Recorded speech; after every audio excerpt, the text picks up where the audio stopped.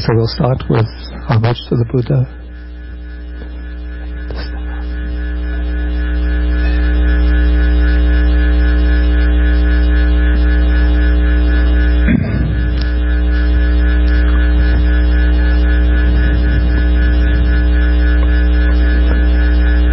Namo tassa bhagavato arahato samma sambuddhassa. Namo tassa bhagavato arahato samma sambuddhassa.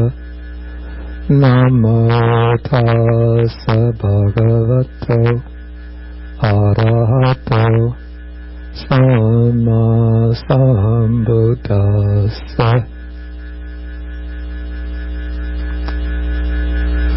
Okay, good morning, everybody. Today we'll be taking Sutta number 89 in the Majjhima Nikaya. This is called the Dhammacetiya Sutta, which is translated as monuments for the Dhamma.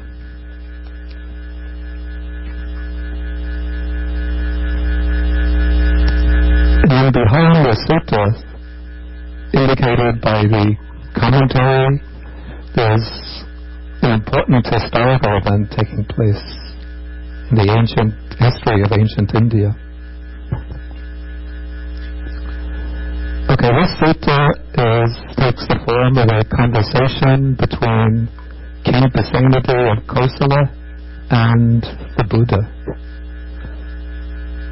Kosala was the state in which the Buddha's the city of Savatthi was located, and the Buddha's main monastery, Jeta's Grove, was located in the city of Savatthi. And so King Pasenadi had been sort of the patron of the Buddha during most of his teaching career. And the first time that King Pasenadi was exposed to the Buddha's teaching was in the sutta that we examined 2 weeks ago. This is the Piyajatika Sutta, Sutta number 87 in the Majjhima Nikaya. And if you remember, in that sutta, when King Pasenadi first heard a statement reportedly coming from the Buddha that sorrow and suffering arise from those who are dear, he became angry and upset with that saying, and he dismissed his wife, Queen Malika, for her devotion to the Buddha and for her acceptance of that saying. But then, by a kind of ruse, Queen Malika got King Pasenadi to agree with the principle expressed in that saying of the Buddha. And then when Queen Malika pointed out to the king that was the very same statement that the Buddha was making, then King Pasenadi got down on the ground and he extended his hands in homage and he said, Namo tassa bhagavato arahato samma sambuddhassa. Then, as I explained last time, it seems at that point King Pasenadi had not yet actually met the Buddha in person, but his first encounter with the Buddha is recorded in Samyutta Nikaya, chapter 3, Sutta number 1, where King Pasenadi came to the Buddha and said, "Do you claim to be a fully enlightened one?" And the Buddha said, "I do." Then King Pasenadi said, "How can you claim to be fully enlightened when you're so young? You're just, probably at that time the Buddha might have been 36, 37 years old, probably shortly after his enlightenment." And the king, normally we would expect somebody who's claiming to be enlightened to have a long gray beard and long gray hair, to be walking with a walking stick. And here it's like, is there anybody here in their middle 30s?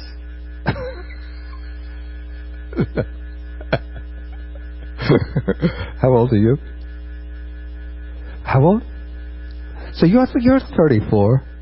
Okay, so give or take a few years. So suppose you're 36, 37. And you came up to me and you said, I'm fully enlightened one. And I, in my late 60s, would look at this, kid and say, he's claiming to be fully enlightened? No way.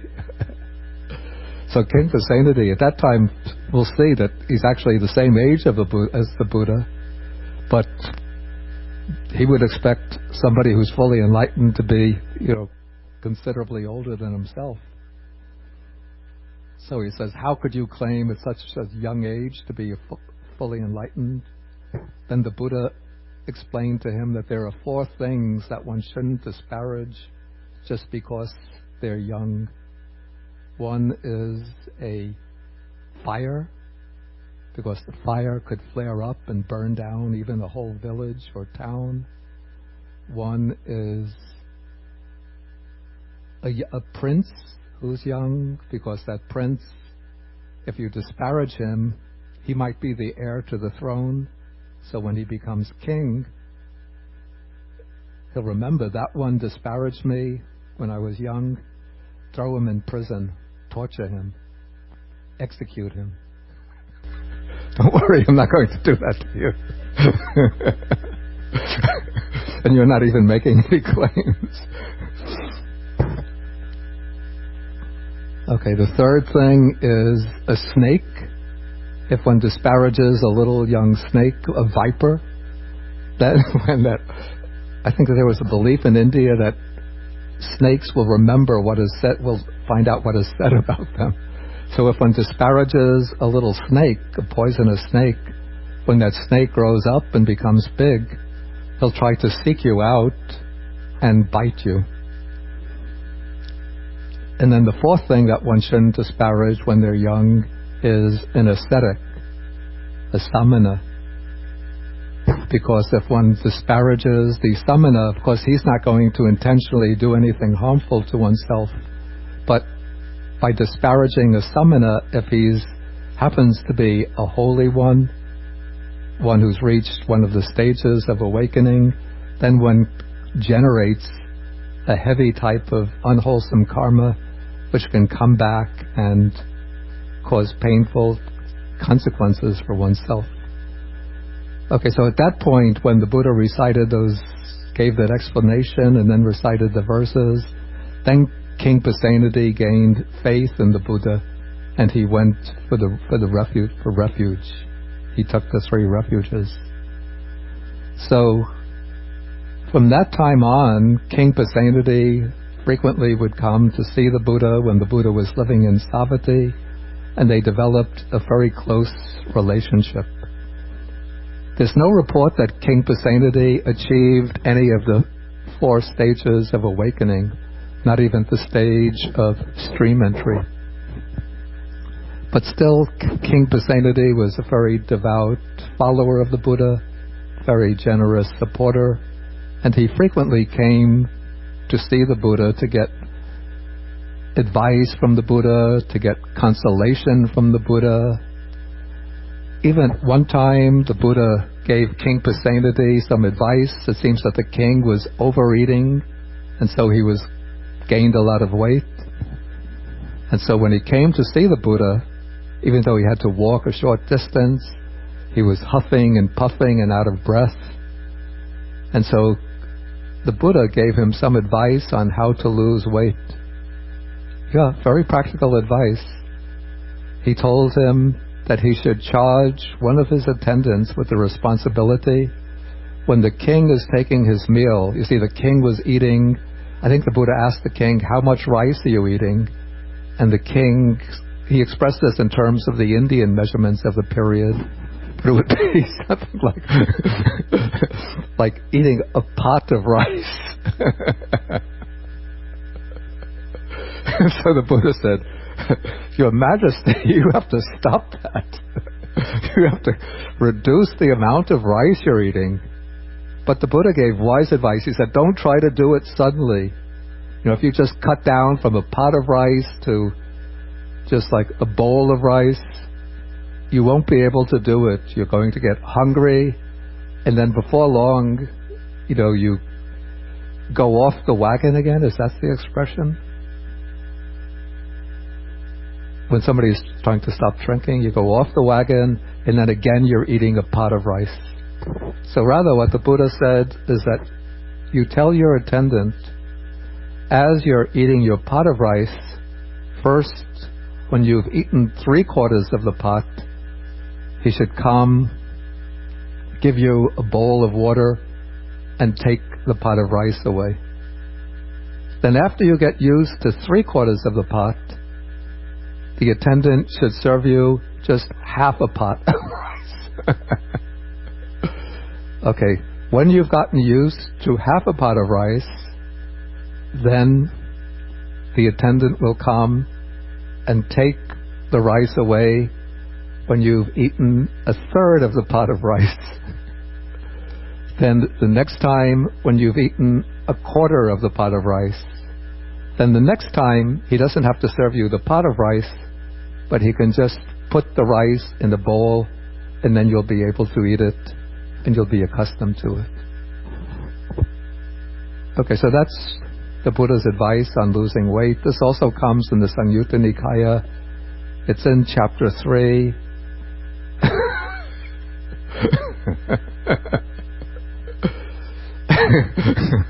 Anybody who wants to lose weight, I don't remember the number of the sutta, but I think it's called, the name of the sutta is something like a pot of rice. There's only 25 short suttas in chapter 3, so you could find it easily.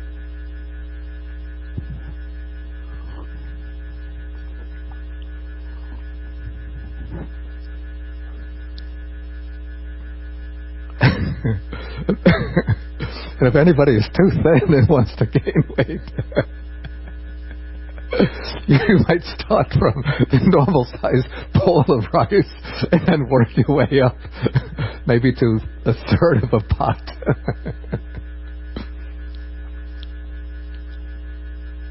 Okay, now this sutta that we're going to take today, this was a conversation between King Pasenadi and the Buddha that takes place when both of them are 80 years old.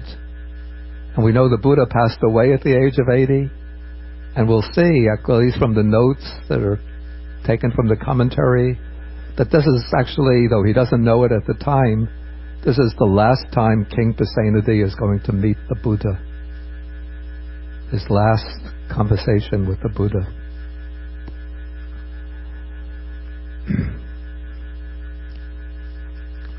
Okay, so when the sutta opens, the Buddha is living in the Sakyan country at a town of the Sakyans called Medalumpa.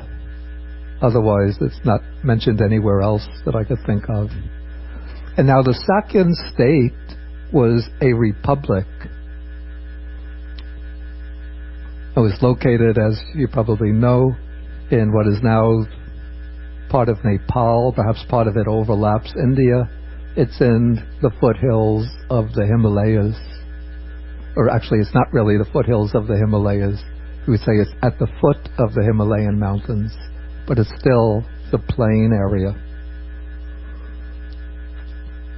And though the Sakyan state was self-administering, a republic, but still it was a kind of protectorate of the kingdom of Kosala. And so King Pasenadi exercised some kind of sovereignty over the Sakyan state, though he didn't directly administer it. It was administered, the Sakyan state was administered by a council of the senior Sakyans. And it seems that in earlier years, the Buddha's father, who's usually said to have been a king, was actually probably the leading elder of the council of elders of the Sakyan Republic. Okay, so when the sutta begins, King Pasenadi had arrived at Nagarika for some business or other. Okay, and then he addressed his, I guess this was his chief minister, like his Secretary of State, named Diga Karayana, and asked him to go to get the carriages prepared. He wants to go to one of the pleasure gardens to see a pleasing spot. Okay, so Karayana prepares the carriages, and they go out from Nagarika, and they reach a park. This would be like a pleasure garden.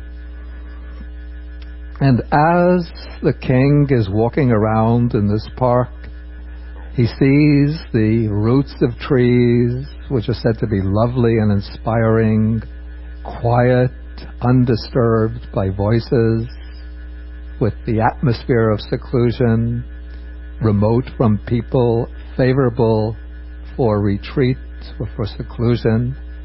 And then as he sees this reminds him of the Buddha. And so he reports this to his minister Karayana, and he asks him, where is the Buddha now living? And so King Diga Karayana reports to the king that the Buddha is now living at the Sakyan town named Medalumpa. How Diga Karayana knows this, I don't know, but there must have been some kind of grapevine of information that he was in on. So he asked, how far is it to Medalumpa? And Karayana replies that it's 3 yojanas. A yojana is said to be somewhere around 6 or 7 miles. So this would be roughly, it could be 20 miles away. And so now, since King Pasenadi is full of this sort of inspired recollection of the Buddha, and he's full of a yearning to see the Buddha, like he hasn't seen the Buddha maybe for several months. And so he says, let's go to Medalumpa and see the Buddha. Okay, so they get the carriages prepared and they set out together from Nagarika towards Medalumpa.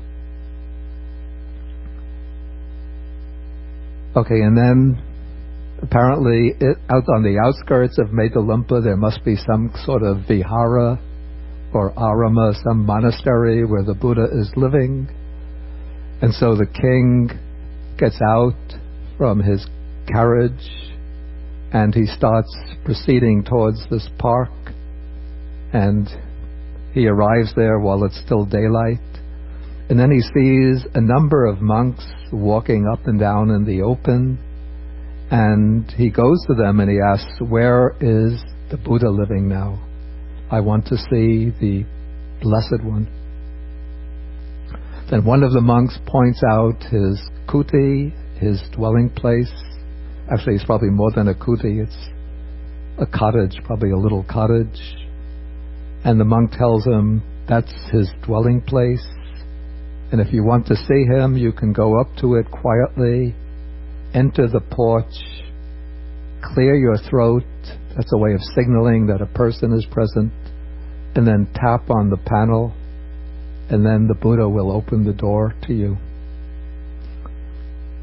Okay, now here's a very significant sentence that is a key to the underlying sort of the dramatic story that implicitly underlies the sutta. Now when King Pasenadi wants to see the Buddha, he can't be wearing the emblems of royalty, because that would be a kind of display of royal arrogance. And in fact, there's a rule that for the monks, that if a monk is going to preach the Dhamma, the person who's listening shouldn't have a weapon on him and shouldn't be wearing a hat That's because the hats in ancient India, it wasn't something that we wear here, like these kind of caps to keep warm, but it's usually worn, a hat, as a kind of mark of prestige. So it's a show of a person's high position that he's wearing a particular kind of hat. And so the king hands over his sword and turban to his minister, Karayana. And what's significant is that the sword and turban are emblems of royalty.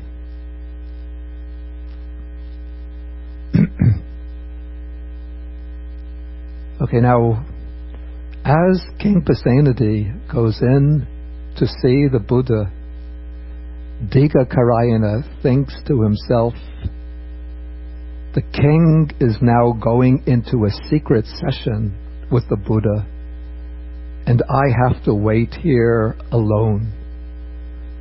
Okay, just as we read those sentences, they might not seem very significant, but as I said, there is an underlying story to this, which is related in a number of commentaries.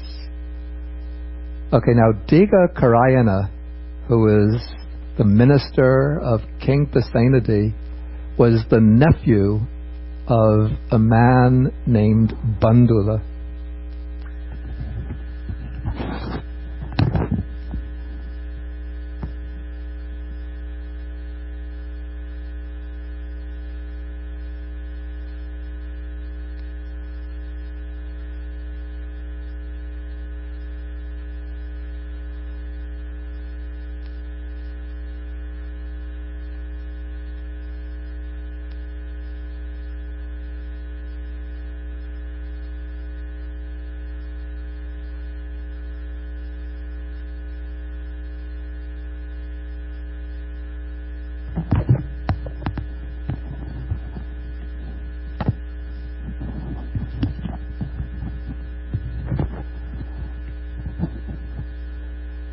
Okay, now Bandula was a chieftain of the people who are called the Malans.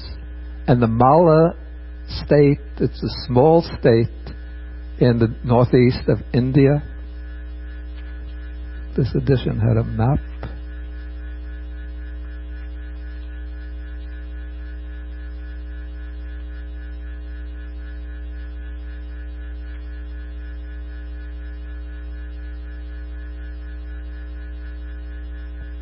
Yeah, this edition does have a map. Let's see if the Mala state, yeah.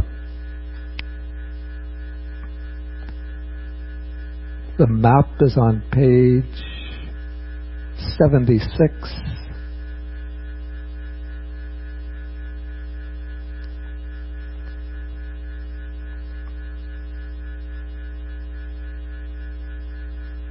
You could see the Buddha's own state. The Sakyan state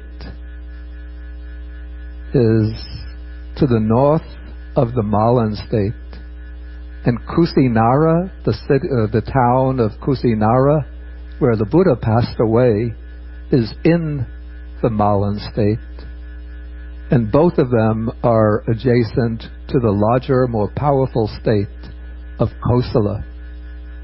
And so at the time that the Buddha lived, these large and powerful monarchies were emerging. The two main monarchies in the northeast of India were the state of Kosala and the state of Magadha.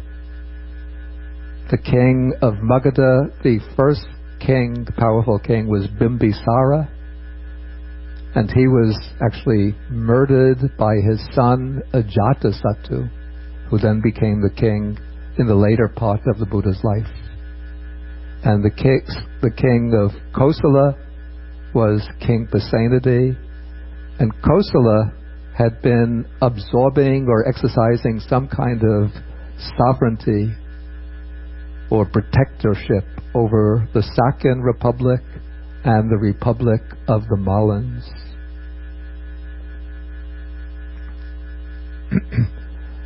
Okay, now Bandula apparently had been a kind of trusted administrator of King Pasenadi. He was a chieftain of the Malans, and apparently King Pasenadi was very fond of him and had a great deal of trust in him. But some of the ministers of King Pasenadi who were close to him were jealous of Bandula. And so what they did was to conspire to poison King Pasenadi's mind, to make him suspicious of Bandula. And so, you know the way people can spread rumors. Like on one occasion, one minister would go to the king and tell him, you know, Bandula has been up to this and that. On another occasion, another minister would come and say, you know, I heard Bandula talking to some of his own people and they're plotting to break away from you.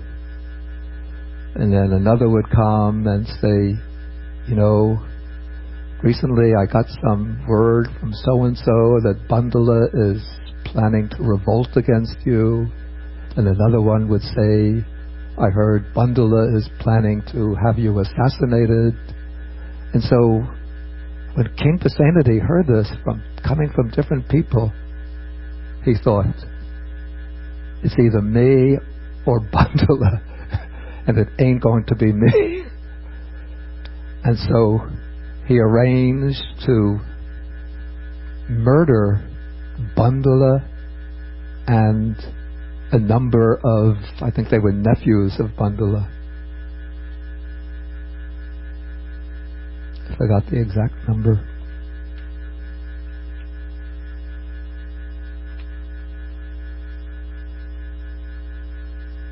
Yeah, he had Bandula killed together with his 32 sons.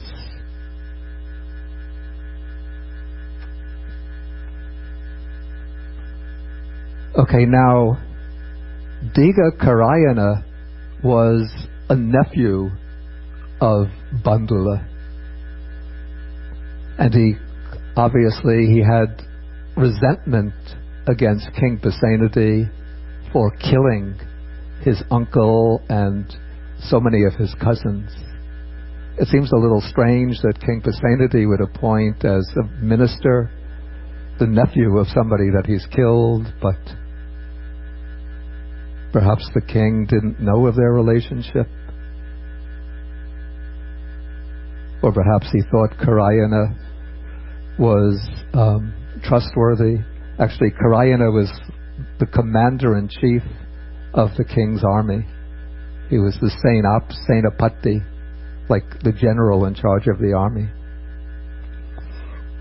And so now when King Pasenadi went to see the Buddha, according to the commentary, Karayana was afraid that the king was going to plot with the Buddha,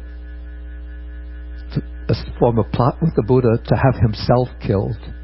Maybe the Buddha, he was afraid the Buddha is going to tell the king, your commander-in-chief is the nephew of Bandula, he's not trustworthy, get him killed. And so Karayana became afraid. Especially he was waiting here alone, and maybe he thinks King Pasenadi is going to come out, and then he's going to ask for his sword back, and then he's going to kill me. And so according to the commentary, what Karayana did was to hand over the crown or the turban and the sword to King Pasenadi's son, who was a general named Vidudaba.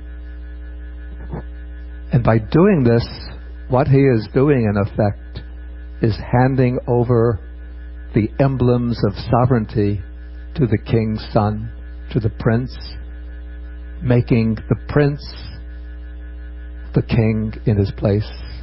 I think according to the commentary, Karayana set off to go back to the city of Savatthi and gave those emblems to Vidudaba and had him crowned king in Pasenadi's absence. The king's son is named Vidudaba. It's a rather strange name.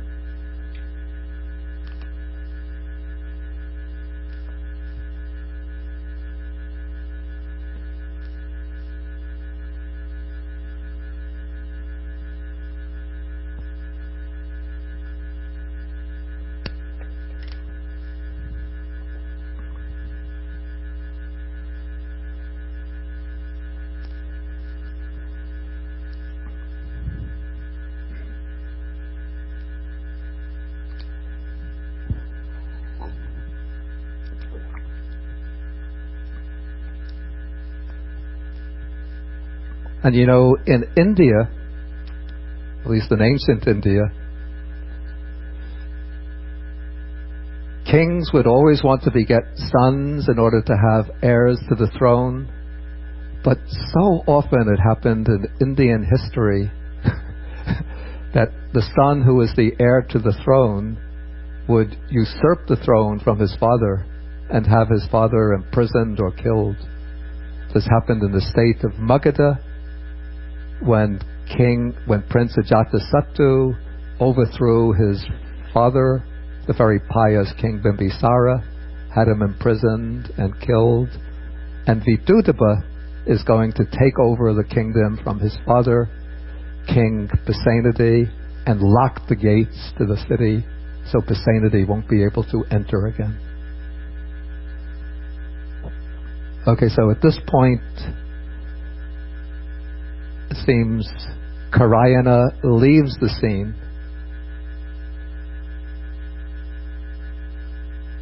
and goes back to Savatthi to hand the emblems of royalty over to the Prince Vidudaba. Okay, so while this act of treachery, of treason is going on, King Pasenadi goes up to the dwelling of the Buddha, taps on the door, and then the Buddha opens the door, and then King Pasenadi enters the dwelling, and now he prostrates himself with his head at the Buddha's feet. This is the usual sign of respect. But this time he goes even further, and he covers the Buddha's feet with kisses and caresses them with his hands, and he declares out loud, "I am King Pasenadi of Kosala. I am King Pasenadi of Kosala." This is a kind of act, I guess, in the culture of that period. It signifies, it shows complete humility, complete surrender to a spiritual teacher. And then the Buddha asked the king, "What is your reason for showing such homage, supreme homage, to to this body, and for showing such friendship?" You can see that the Buddha is somewhat detached from that act of homage and humility. So he says it's something that's done to this body. Okay, and now King Pasenadi is going to praise the Buddha in terms of 10 qualities that he can observe in the Buddha and in the Sangha. So he declares out loud first, he expresses his faith that the Buddha is, or the Blessed One, is fully enlightened, the Dhamma is well proclaimed by the Blessed One, and the Sangha of the Buddha's disciples is practicing the good way. Okay, so this is his statement of faith, his statement of confidence.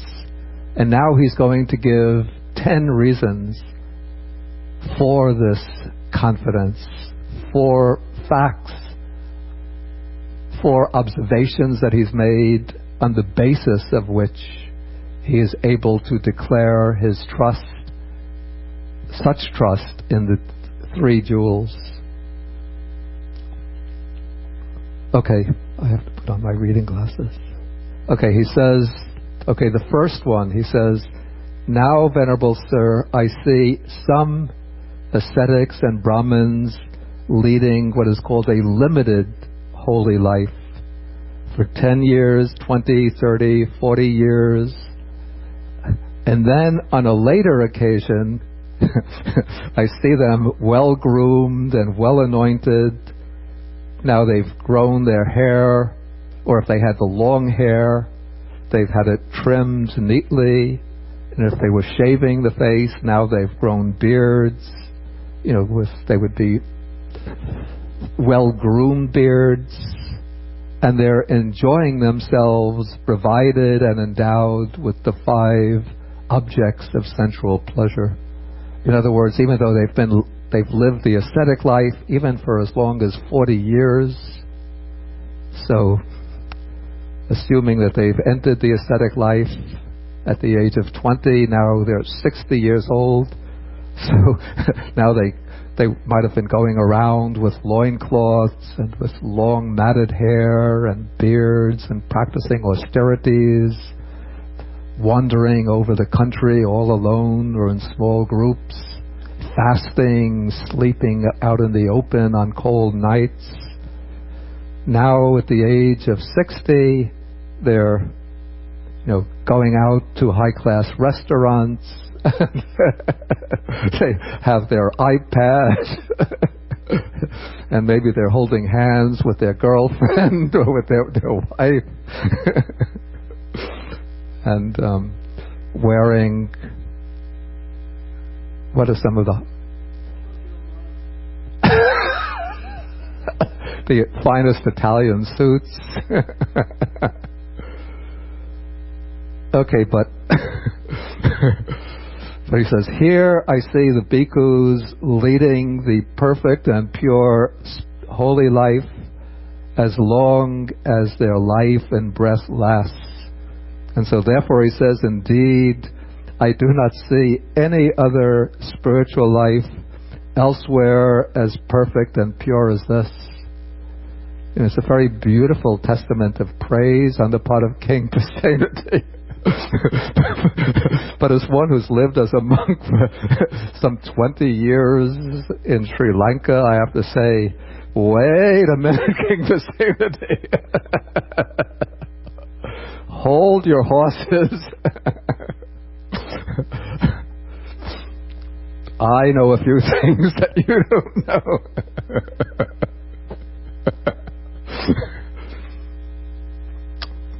But and I haven't even lived in Thailand.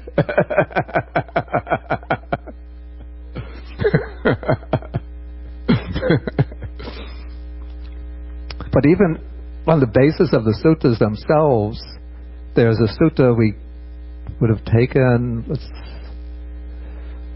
maybe a few months ago. Let's see, it's number 77.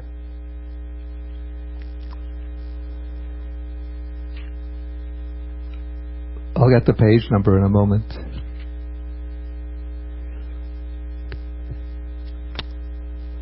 It's page 631.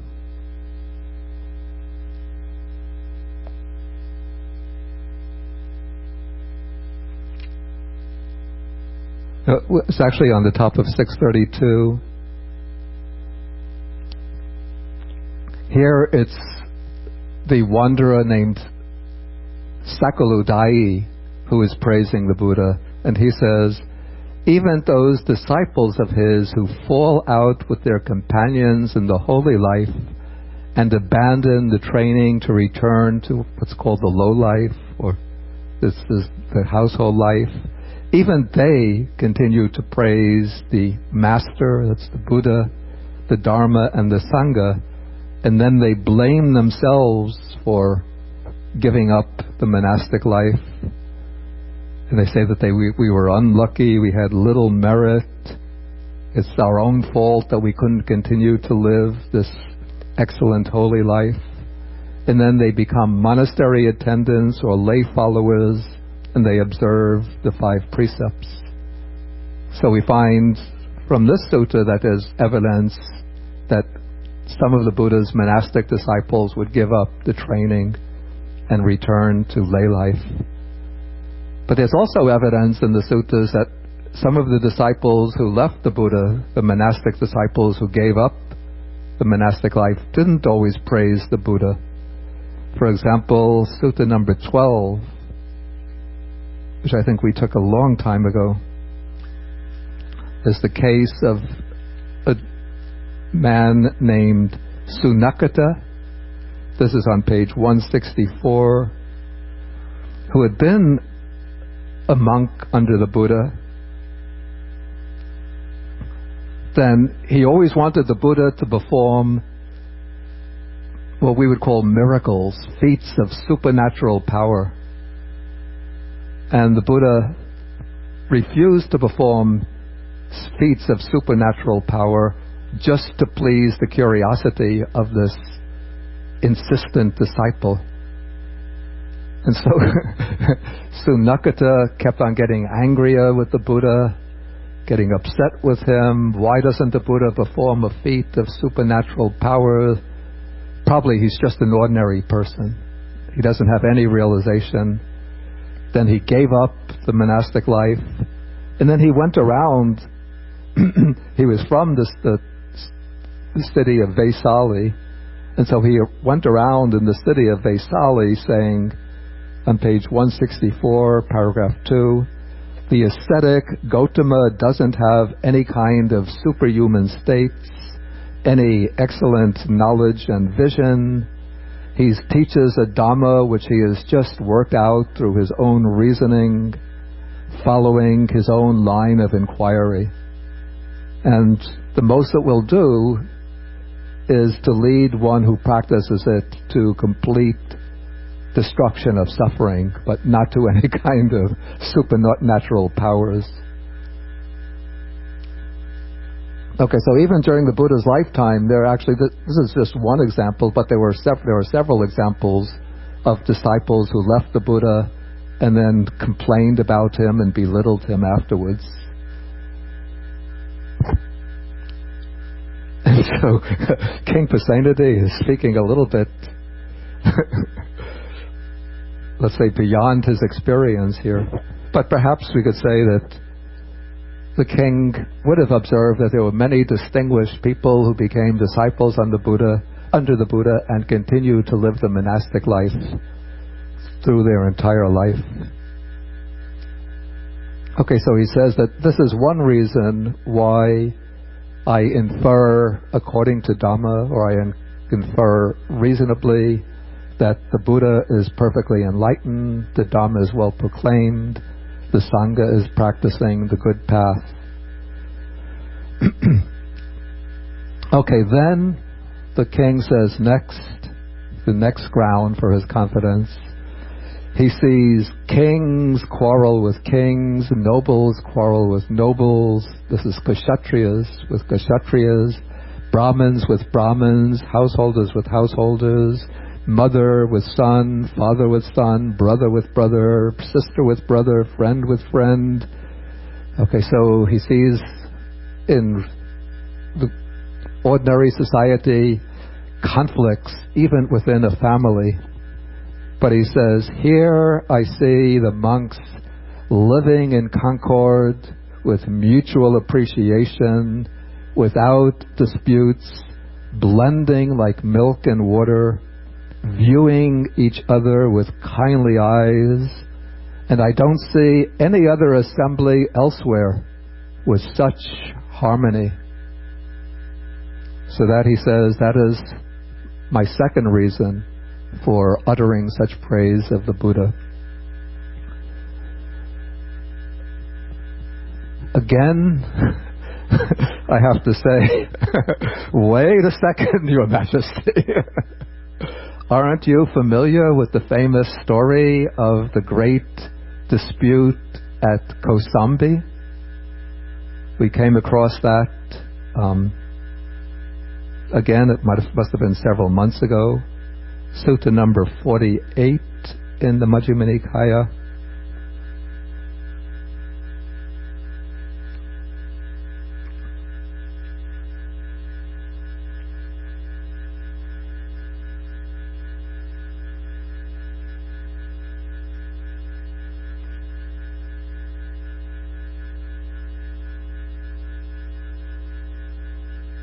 Okay, this is page 419. Okay, on the occasion, the Buddha was living at Kosambi in Gosita's park. Now, on that occasion, the monks at Kosambi had taken to quarreling and brawling and were deep in disputes, stabbing each other with verbal daggers. They couldn't convince one another, they couldn't persuade one another. Okay, so they complains. One monk goes to the Buddha and complains. The Buddha tries to reconcile them.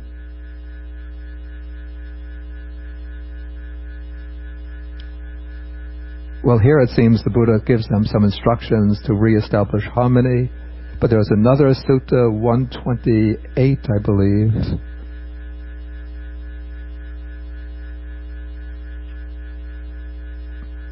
This is again referring to the quarrel at Kosambi where the monks are deep in dispute.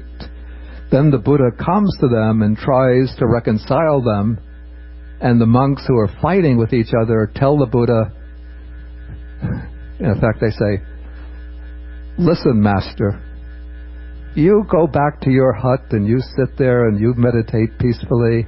This is our business. We're going to settle this ourselves." And then the Buddha gets so disappointed by the monks that he takes his bowl and robe, he utters some voices saying how these monks have now become fools, and then the Buddha goes off, wanders and goes off to live someplace quietly by himself.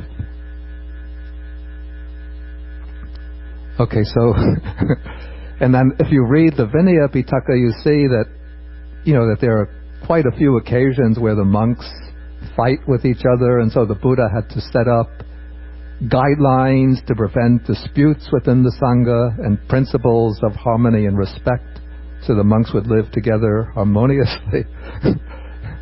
And I'm not making this up, and I'm not drawing upon the Jain scriptures or the Brahmanic texts. This is what the Buddhist texts themselves say about conditions in the Sangha during the Buddha's time.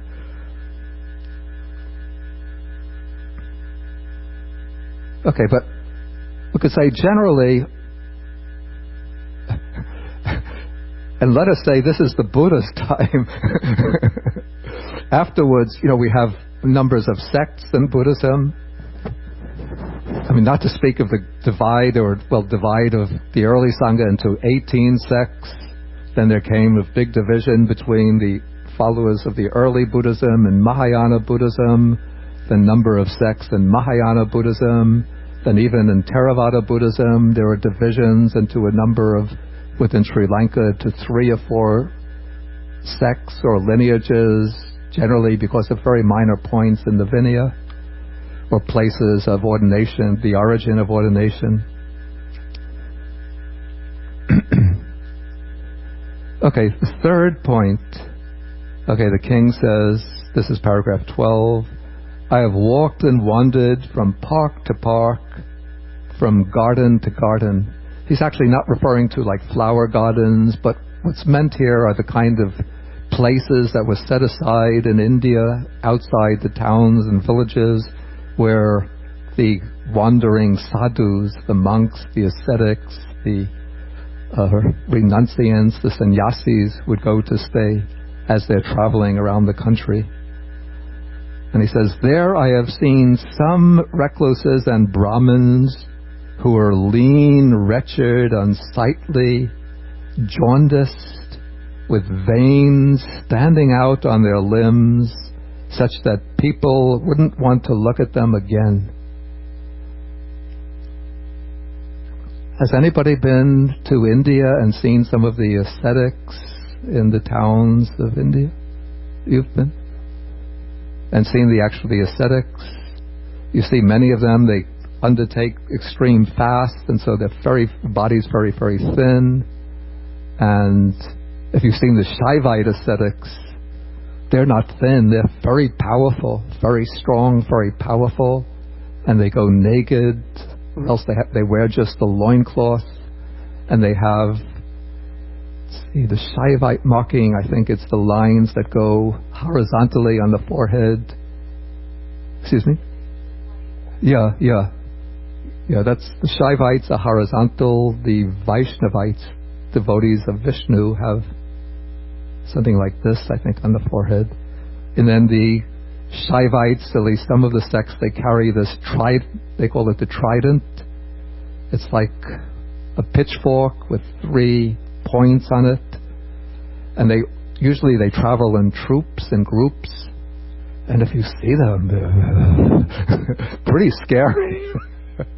I haven't seen, though I've been in India, I don't think I've seen them in real life, but I've seen photographs of them. If I remember, there was a photographic book. It's probably still available. I think it's called Sadhus.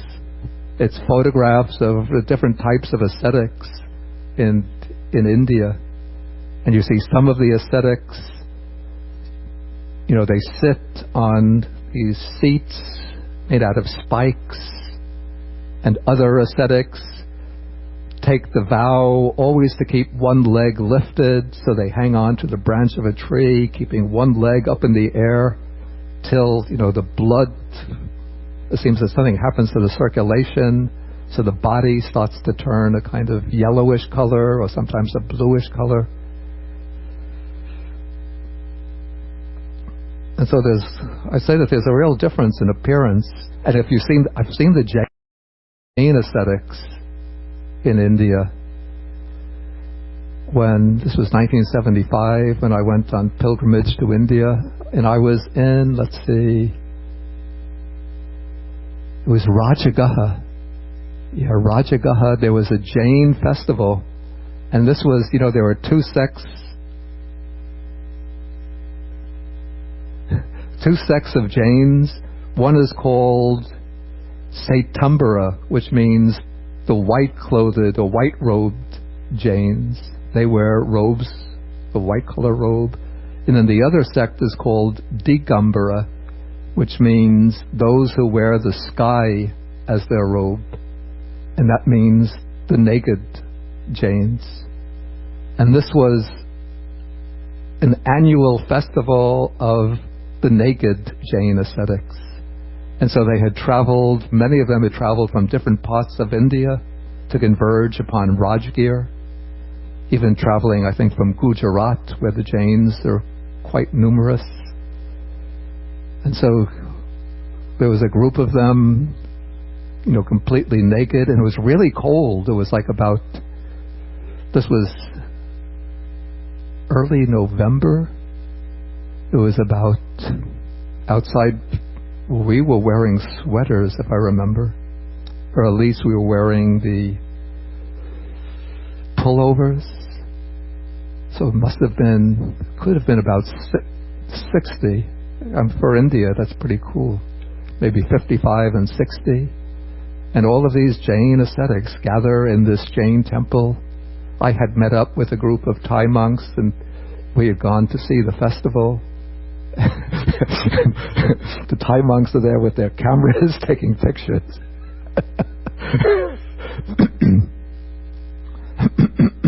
And they were talking with the Jain lay supporters and a little bit with myself.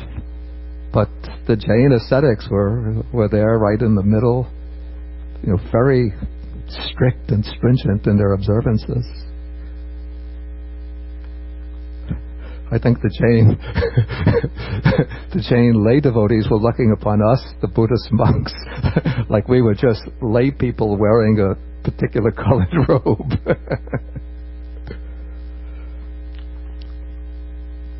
Okay, but now the king sees the Buddhist monks. He says,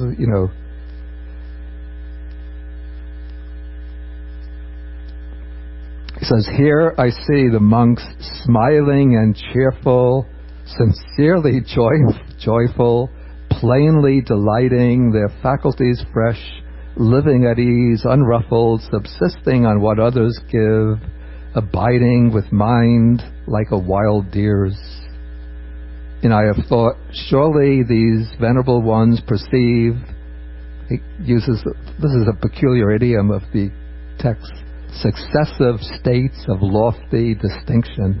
It means that they've attained different stages of say, success of meditative attainments or stages of realizations with wisdom.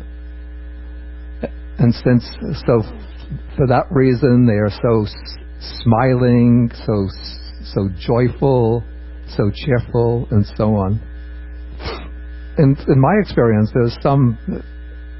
I say that there's some basis for this king's statement, since I've seen when there are groups of monks who are really practicing quite earnestly, then sometimes if you see the photographs of monks from Sri Lanka or Burma, there's a thing that when you take a monastic photograph,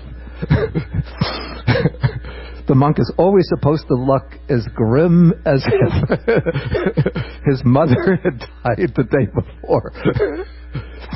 So I've seen the photographs of monks looking something like this. If you look up some of the writings of the great Burmese master Lady Soyador, Achan Munya, Mahasi Soyador, U Pandita Soyador. But when you see them in real life, outside of the photograph situation, they're quite smiling and friendly. I can't speak about Lady Soyador and Achan Mun because they passed away and I never met them. I never met U Pandita Soyador, but I've seen other photographs of him where he's in a real life situation, not posing, and he's smiling. But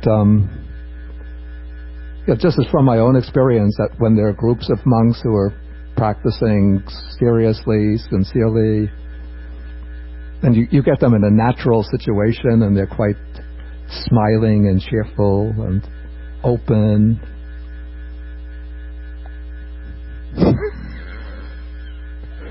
But when they're giving lectures too.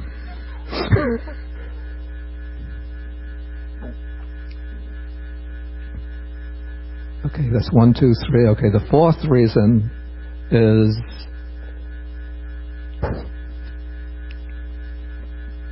the king says that I'm a head anointed Kshatriya king, and I have the power to execute anybody that I want, to find anybody that I want, to exile anybody that I want. Yet when I'm sitting in council, some of the ministers in the council might break in and interrupt me, and then I have to plead with them, please, when I'm speaking, don't interrupt. But he says that here I see that when the Buddha is teaching the Dhamma, even to hundreds of people, there's not even the sound of one disciple coughing or clearing his throat. And then he gives an example. One time when the Buddha was teaching, one of the people in the audience cleared his throat. It must have been a monk, because then it says, then one of his companions in the holy life nudged him and said, "Be quiet, Venerable Sir. Don't make any noise. The Blessed One is teaching the Dhamma." Okay, so then the king thought it's wonderful that the assembly can be so well disciplined, even though there's no threat hanging over their head. So this is another reason for his confidence in the Buddha. Okay, the next few reasons actually all go together. This is part of a set that he sees some learned nobles, Kshatriyas, who are very clever in debate, and they hear that the Buddha is coming to their town or village, and so they make a determination that they're going to ask the Buddha some tricky questions, put him into a corner, and beat him in debate, humiliate him, embarrass him, and refute his doctrine through their arguments and tough questions. But then the Buddha actually comes to their town or village, sets up to give a discourse, and then the people, these debaters, these who are these learned Kshatriyas, when they hear the discourse, they become convinced by the Buddha's teaching, and so they don't even ask their question, but instead they give up their plan to humiliate him, and they proclaim themselves followers of the Buddha. They actually become his disciples. So this is stated with regard to first the Kshatriyas, then it's stated with regard to the Brahmins, then it's stated with regard to learned householders who are not Kshatriyas or Brahmins, and then it's repeated again for samanas, for ascetics, wandering ascetics. And not only do they become convinced by the Buddha's teaching and give up their questions and their strategy of embarrassing the Buddha, but they actually go forth from that. They ask the Buddha for permission to go forth into the homeless life, and then they go off by themselves to practice, and then they become arahants. Okay, so for this reason, this is a ground for the king's confidence in the truth of the Buddha's teaching. Okay. The next reason, the king refers to two of his, here they're called inspectors, or they might be called chamberlains, like his personal attendants.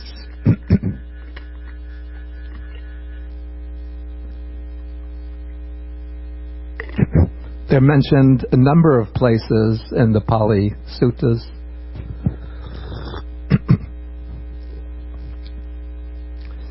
Isidatta and Purana. It seems that they were related in some way. I think they might have been brothers or cousins. And they were the personal attendants of the king. And the king says that they eat the food that I provide them. I give them carriages to use. Their livelihood depends on me, and they have a good reputation because of me. And yet, despite this, they honor the Blessed One, the Buddha, even more than they honor me. Then he mentions one occasion when he was traveling together with the army, and he put up in cramped quarters with these two attendants. And then during the night, the two attendants, Isidatta and Purana, spent much of the night talking on the Dhamma, even while the king probably had just crouched on the ground wanting to sleep.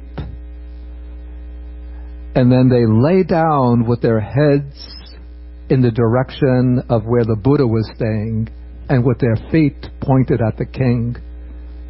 Yeah, and if you know anything about Indian society, Indian etiquette,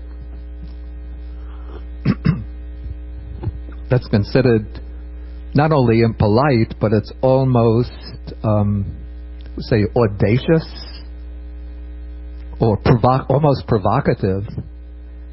You know, even if one person points his feet to another, it's showing disrespect to that person. And if you're pointing your feet at the king, it's very risky, disrespectful and risky. Because the king, if he gets angry at you, he'll say, away with you. Maybe punish the person.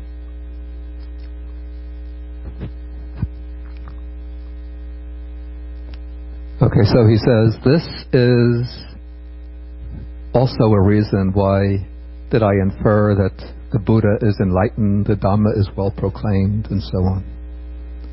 Apparently the king must have had high regard for Isidatta and Purana, because he didn't punish them, but instead he must have taken that the way they showed respect to the Buddha to be a sign that they understood the virtues of the Buddha even more deeply than he himself did. Okay, then he comes to the last reason why he praises the Buddha. But why he shows, this is not the reason for his inference. He doesn't say, this is why I think the Buddha is enlightened and why the Dhamma is well proclaimed. But this is a reason why he's showing such deep homage to the Buddha and showing such friendship to the Buddha. He says, again, Venerable Sir, the Blessed One is a noble. He's from the Kshatriya class. And I too am a Kshatriya, because the kings were Kshatriyas. The Blessed One is a Kosalan, and I am a Kosalan. Now, if I was the Buddha, maybe I would say here, wait a minute, king. Because as I explained earlier, the Buddha considered himself to be a Sakyan, and his clan, his state was the Sakyan Republic. And from the standpoint of the Sakyans, they were in an independent state, self-governing state.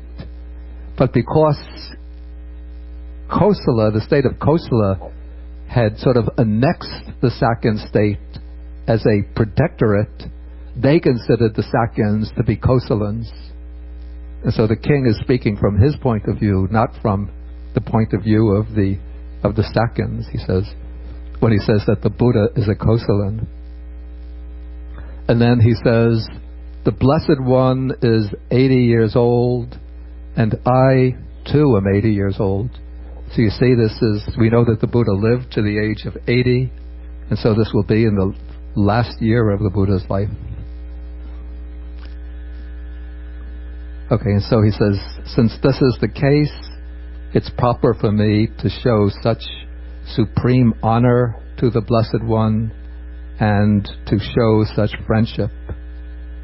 Okay, then after saying this, he says to the Buddha, I'm a king, I'm busy, I have a lot of work to take care of, and so I have to leave now. And so the Buddha tells him he can leave. And so then King Pasenadi, again, he gets up from his seat, again he pays homage to the Buddha, and then he departs. And the commentary tells us that what happened to the king after he departed, he went back to the spot where he had left Karayana, his commander-in-chief. And when he got there, Karayana wasn't there. Instead, he found an old servant woman had been left there in his place. And the servant woman told him that Karayana had taken the turban and the sword and had gone back to Savatthi. So the king must have been suspicious of what's going on, and he must have had an inkling that now Karayana is going to hand the emblems of sovereignty over to my overambitious son, and now Vidutapa, the son, is going to usurp the kingship from myself. And so King Pasenadi, instead of trying to go back to Savatthi, he realized that even for him to try to go back there, it would be dangerous. He thought he would go to his nephew and son-in-law, King Ajatasattu of Magadha. And so he left, apparently by foot, traveling a long distance to Magadha. And when he arrived at Magadha, at Rajagaha, the capital of Magadha, it was late at night, and the gates of the city were all closed. And so the king was very tired from that long journey, quite long for an 80-year-old man who's not used to exercise. And so he had to lay down at night to sleep outside the city. And from overexhaustion and old age, he died that night.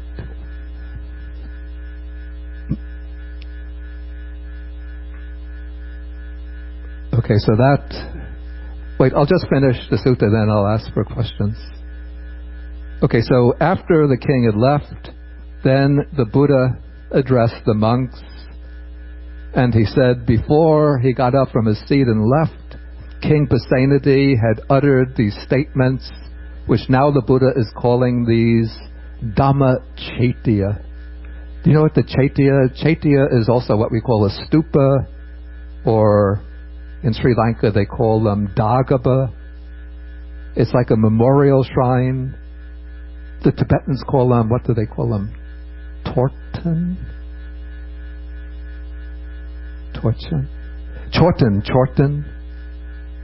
The Chinese, you call them Ta. For Ta. They take different shapes. The ones in Sri Lanka usually shape something like this, with a spire on top.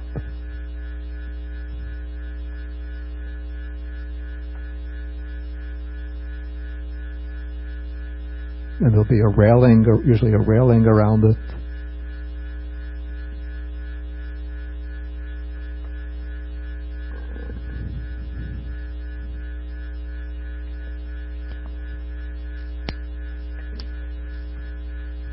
Like in Sri Lanka, every temple has one of the sort of necessities of a temple is the Dagaba. And then there are the famous big ones in Anuradhapura, the great Dagaba, the great Stupa, ruined Velisaya. Actually, there are 3 big ones in Anuradhapura. The Abhayagiri, Dagaba, and the Jetavana Dagaba, the 3 big ones. So the Buddha calls these sayings of the king monuments to the Dhamma, and then he urges the monks to learn those monuments to the Dhamma, and he says they're beneficial and belong to the fundamentals of the holy life. Okay, Katie, you had a question or a comment?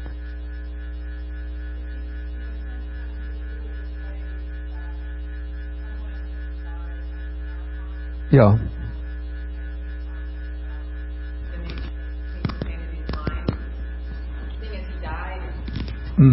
Shortly after this conversation, and also in a manner that surely would have been eye-opening. All of his symbols of sovereignty were gone. He had to walk on foot, and he died outside of his door. There was a pretty bookend to his life. So that he may have also been able to be a leader in this kingship as well as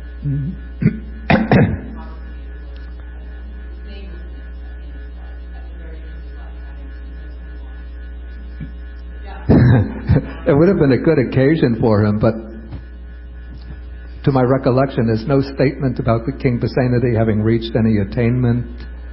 And if one looks in the Samyutta Nikaya, where there's a chapter of short suttas spoken to King Pasenadi, one doesn't find what I would call a deep Dhamma teaching there, but mostly they're concerned with doing the discourses that the Buddha gives to the king are mostly concerned with the inevitability of death, the inescapability of old age and death, the need to do deeds of merit. So apparently, and then there's no statement in the text, in any of the canonical texts, about King Pasenadi reaching any stage of equals Aryan attainment. So apparently he didn't reach, or at least I would assume he didn't reach such a stage. And maybe, in fact, there are some suttas that one finds where King Pasenadi is arranging, at least one sutta where he's arranging a great sacrifice with many animals to be killed, and another sutta where he says that the Buddha asks him what he's been doing. He hasn't seen him in some time, what he's been doing recently. And the king says, "Oh, I've been busy with the business of kings. Don't ask further about that." And then the commentary says that he's been launching wars and executing people. So it seems that despite his close relationship with the Buddha, the king didn't fully conform to the ways of virtue in his personal behavior. Yeah, I think there's also a story, it might be in a commentary, not in the sutta, where the king becomes impassioned with the wife of one of his lower order ministers. He falls in love with her.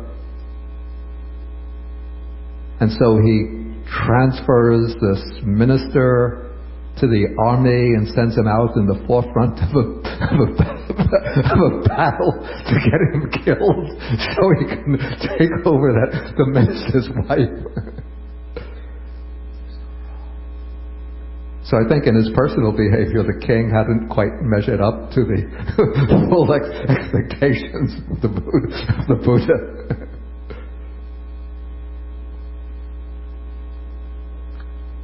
Did you have another?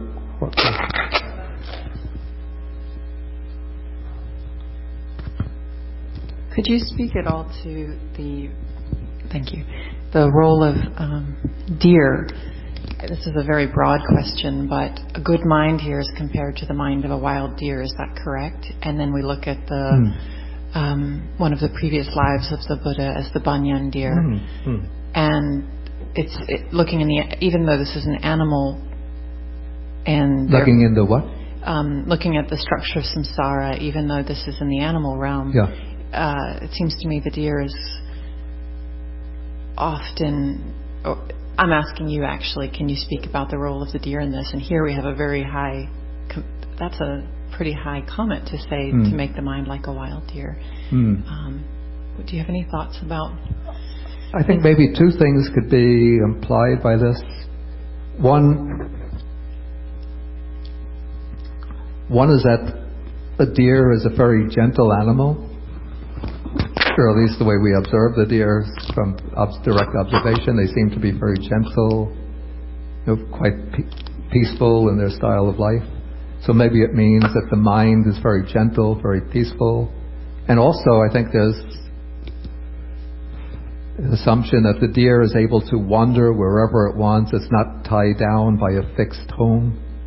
And so the monks who are leading the monastic life are able to wander wherever they want. They're not tied down to a fixed residence.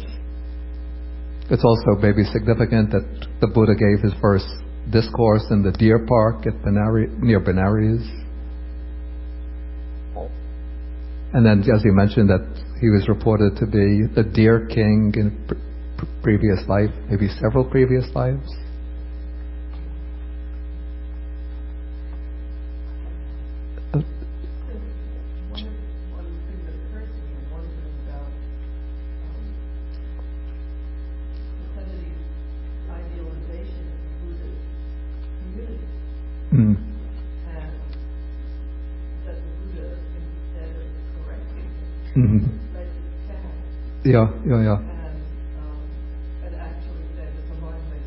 Yeah, that's an interesting point. Yeah. It raises questions about whether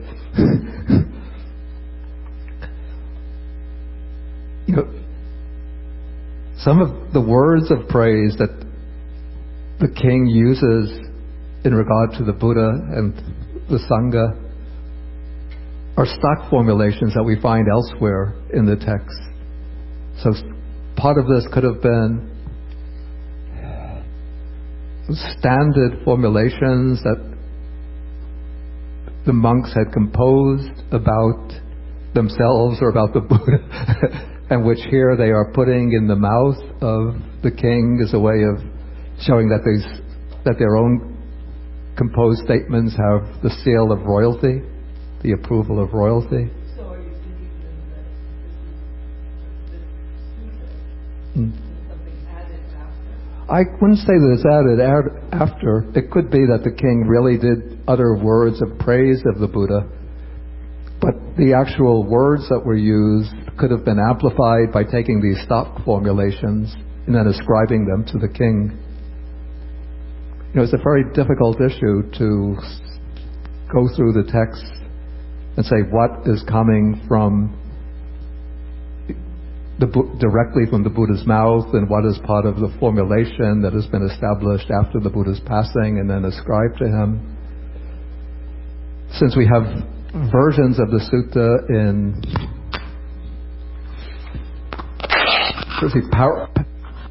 parallels in the other Buddhist schools, obviously it goes back to a time before, I think, even the first division within the Sangha. But that doesn't rule out the possibility that parts of it were composed at the council. And then the fact that there are some minor differences in the versions in the different schools indicates that the sutta didn't reach its final form until sometime after the schools separated. Or else that there were lapses in the memory and attempts to reconstruct details of the suttas in some of the schools. So with the incident in Sangha would obviously happen here? Yeah. Oh, no, that would have happened, I don't know what the year was, but it would have been probably someplace in the middle of the Buddha's, I think probably in an fairly early period, because the Buddha leaves Kosambi in Sutta 128 and he goes to visit a group of monks. Amongst them is Anuruddha, who is a cousin of the Buddha. And Anuruddha later became like one of the great disciples, the one who is foremost in the divine eye. And at that point where the Buddha visits them, Anuruddha and the other two monks, his companions, have not yet reached arhatship. So it's still in a relatively early period of the formation of the Sangha.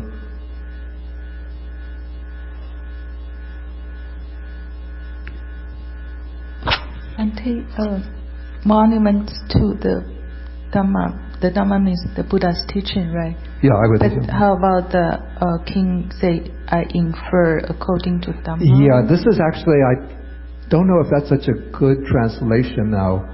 It's, I think in Pali, it's Dhammanvaye or Dhammanvayena.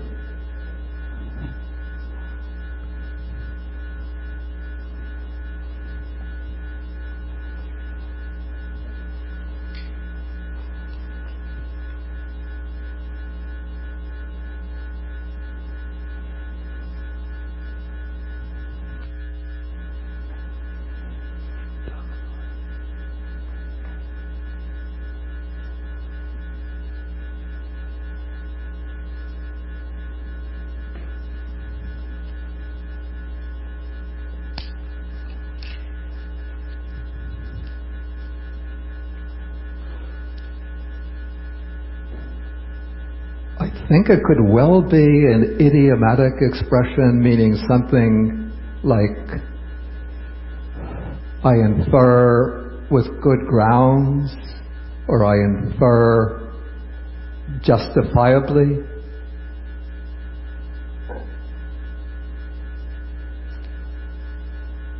Or I infer reasonably, rightly. Well, sometimes the way the word Dhamma is used in relation to reasoning, it doesn't mean so much the Buddha's teaching, but it means what is right, what is proper, what is reasonable.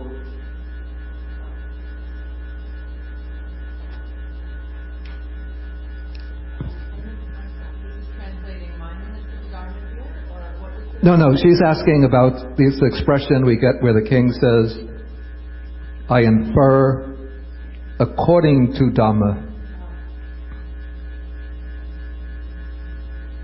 Bhante, in your explanation, you said qualities. I mean, when you were explaining this sentence before, you say according to the qualities. Could Dhamma be rendered as qualities? I'm not sure. I don't think that would work here. I think sometimes in contexts like this, the commentary glosses the word Dhamma with karana, with the long A, which means reason, cause,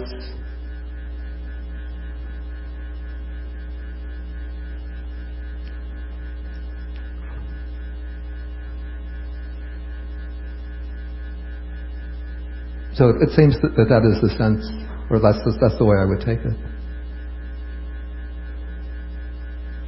Okay, any other questions? Okay, I think we'll have to take a break here and we go for lunch. Then I think we'll have to meet back here. Actually, they're finished with the retreat. But I'm not sure whether they might not have the room set up. So we could meet back here after lunch, say 12:15, just for a little short discussion if anybody has any more questions. Okay, we'll end with the sharing, and we'll have the class. Let's see, today is 1st, 8th. Next week we'll do Sutta number 91.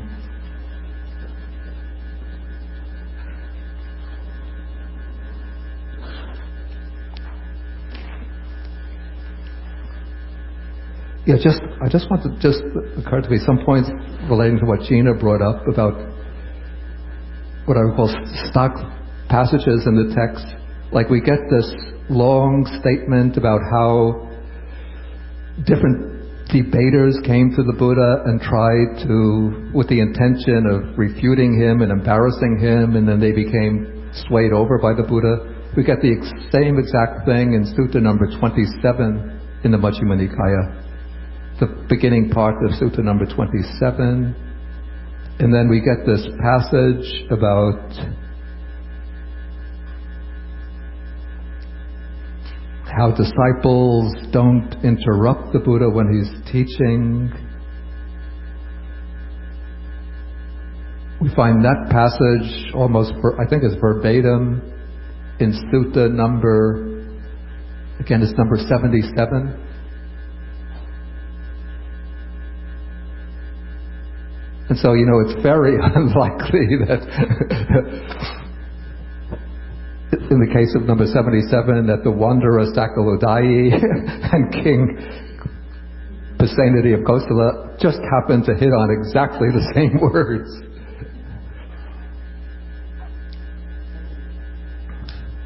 Okay, so we'll share the merits with the Ganga protecting Devas, the fair spirits, the Buddhas, the Nagas, asking them to be well and happy and free from all harm and suffering. Akasata chabhumata deva naga mahitika punyantang anumoditva shirang rakantu sasanam. Akasata chabhumata deva naga mahitika punyantang anumoditva shirang rakantu desanam. Akasata chabhumata deva naga mahidika punyantang anumoditva shirang rakantu mang parang. Etavatacham hehi sampadang punya sampadang sabbe devanumodantu. Short way, sabbe bhutanumodantu, sabbe satanumodantu, sabba sampati siddhya, papagupadaya avijihetato, etantare satakayupapanna, rupya rupicha sanya sanino, dukha pamuchantu, pusantu nibuting.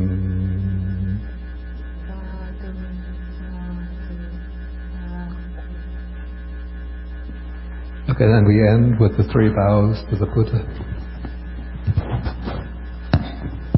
Well, 3 half vows.